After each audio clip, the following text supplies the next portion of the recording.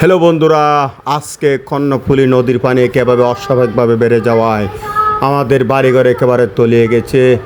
আজকে হঠাৎ করে কর্ণফুলীর পানি এভাবে যে জোয়ারের পানি অস্বাভাবিকভাবে বেড়ে যাবে আসলে আমরা কল্পনা করতে পারি নাই।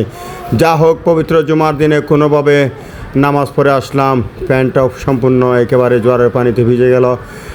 আর সেই সুযোগে আমি আমার বাইকগুলা দিয়ে নিব ইনশাল্লাহ। এত সুযোগ হয়তো হাতছাড়া করা যাবে না।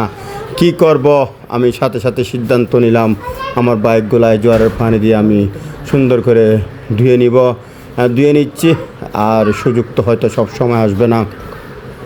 আমার পাশের ঘর যেটা আছে, আমার বন্ধু মিন্টুর ঘর, এটা সম্পূর্ণভাবে তলিয়ে গেছে পানিতে।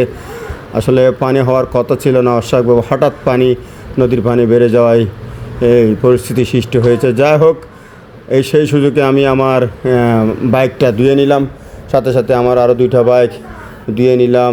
দেখি বাইক দিয়ে নিয়ে যে পানির অস্বাভাবিক বেড়ে যাওয়া সেটাকে আমি আনন্দ হিসেবে নিলাম।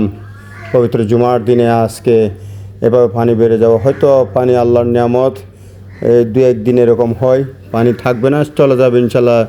জোয়ারের পানি যখন জোয়ার বাটার ধরার সাথে সাথে কিন্তু পানি নেমে একেবারে শুষ্ক হয়ে যাবে, একেবারে পূর্বে পরিস্থিতি সৃষ্টি হয়ে যাবে ইনশাল্লাহ। ততক্ষণ পর্যন্ত আপনারা পাশে থাকবেন, আমার চ্যানেল সাবস্ক্রাইব করবেন। ধন্যবাদ।